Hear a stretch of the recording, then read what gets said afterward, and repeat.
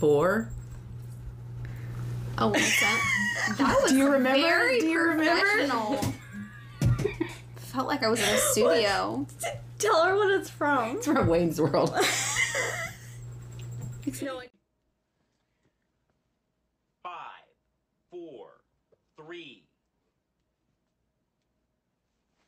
You didn't say 2 or 1. Oh, you don't say 2 or 1. Why not? You just don't. Okay? Now, it goes 5, 4, 3.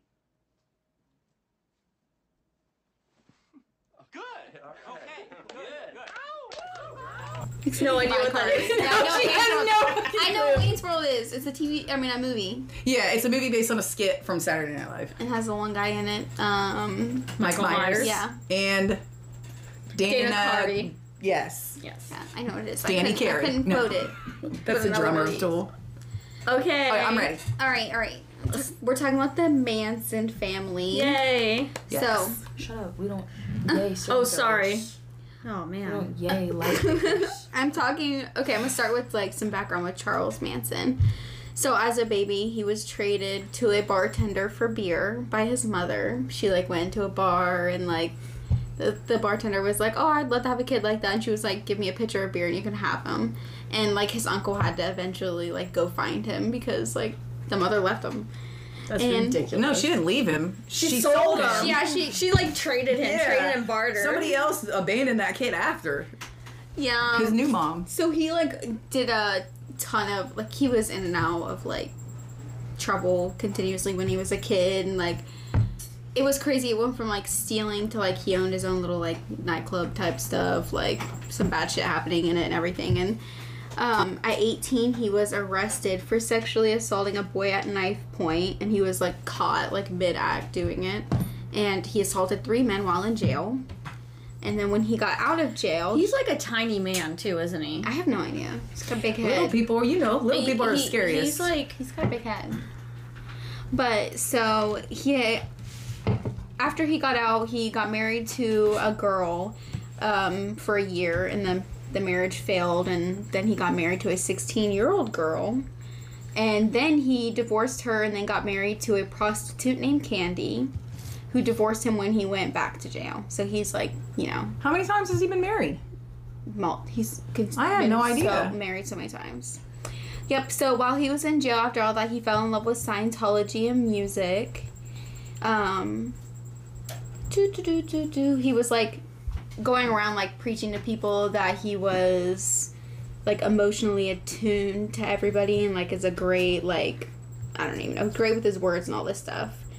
I'm looking for this part. Oh my gosh. With the drummer Dennis Wilson in 1968, a group of women introduced Charles as a spiritual guru, and Dennis took him in under his wing, and Dennis is the drummer for Beach Boys. He took him under his wing. His whole family and everybody like moved into his house with him, and he like provided him like food, like money, all kinds of stuff, and they like released a song and everything, and then Charles killed somebody and shoved the body in a well in front of him, so he just distanced himself. I didn't know he could actually I kill didn't know anybody. that. Yeah, that's what Dennis, the drummer, said. In 1967, San Francisco, he joined a hippie group who preached about LSD, and he started recruiting young women to his farm that were girls attracted to like the hippie lifestyle. I would have so went. I probably would have. It was an abandoned ranch. It wasn't really a nice farm. The ranch. Yeah. It was an abandoned movie set. Was it? Yeah. Oh. You know how I know that? That one movie with I've never Brad seen the Pitt. movie. Oh, I haven't seen that one. Oh. He declared Scientology was too crazy and started his own No shit, cult. just wait. Yeah, over 100 people he directed to like commit crimes. He had the Manson girls. There were 3 main girls: Suzanne Atkins, Leslie Van Houten, and Patricia Kremrinkle. And those 3, like a amount of people from the group ended up getting charged with murder. And those 3 girls were, this girl Linda Kasabian was at all of the murders and received immunity because she was a key witness in the prosecution. She died this year, 73 years old. Holy shit. Oh. Yes. And she was there for all of it, but didn't do anything? Was she like the getaway car driver? No, like, so they all went into this, so first they chose Shannon Tate's house, not first. Do you know why they chose her house? Something between her and Charles. No, it was because the person that owned the house was like a director or something like that, or a musician that Manson, him and Manson, he didn't want to hire Manson or didn't want to do something with Manson. So, he was going to go kill that guy, and his listed address was that address, but Sharon Tate was renting that house out. Is it Roman? I don't know. And there were so many people, like there were people in the house. But with yeah, her. yeah, she had a party with her friends, which one was the heiress of the Folgers coffee. I can't remember other people, but that's the only reason why they got killed is he thought that dude was there. Yeah, well, she was literally 8 months pregnant, and he like had his like everybody go in there, and they like took turns stabbing them pretty much. So like everyone's pretty much involved in the murders, but like not everyone got like convicted or charged with murder. And there was a time, so he told all of them that there was a race war coming, and he pretty much wanted to provoke it, and it was called Helter Skelter. And it's a song by the Beatles. Mm-hmm. And it's, have you ever heard it? Yeah. Yeah. But I love that song. He so like to start it all, he like drove around and they chose a random house. And he went inside and, like, tied up this family, like, on their bed. And, like, everyone came in and, like, took turns stabbing them to death, you know.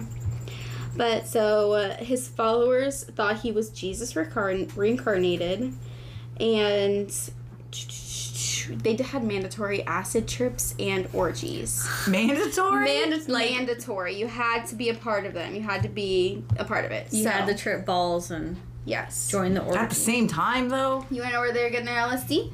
Yes. The CIA was conducting experiments with mind control, and like Charles Manson was like a part of like those first experiments, and like pretty much molded him to the manipulator that he is, and like, you know, that's how he manipulates people, was with LSD. And it was a free clinic and everything. They worked for the government. Yeah. That was all it had. Very brief, but Sharon Tate's house later became a recording studio that Trent Reznor bought and would record in. Yeah. And then he tore it down because when I went out to LA, I tried to drive up there, but it was gone. I thought it was still up there. They tore it down.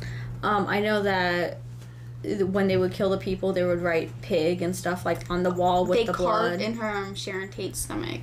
They tried to do it to make it look like black people were doing it, and it was a start of a race war. So I know that's why they put that stuff up. Yeah, he's pretty lame.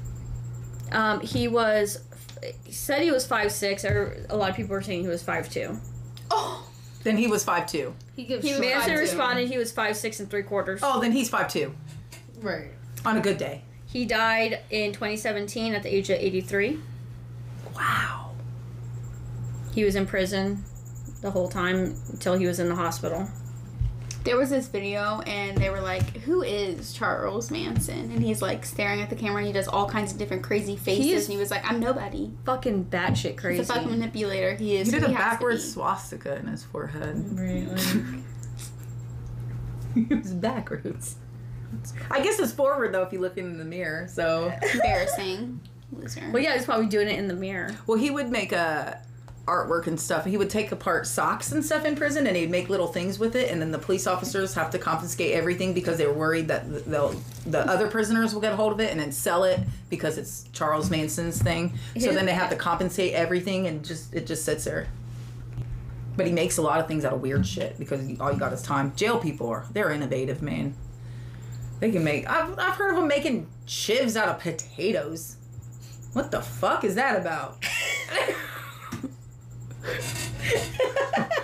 Jail people, they're fucking... What? I heard like a girl made a dildo out of a screwdriver. When I went to jail, in my dream, not in real life, the girls say that they would take Jolly Ranchers, put them in their mouth until they're pliable, stick them together and make a good shaft, put a rubber glove over it. That's what they did.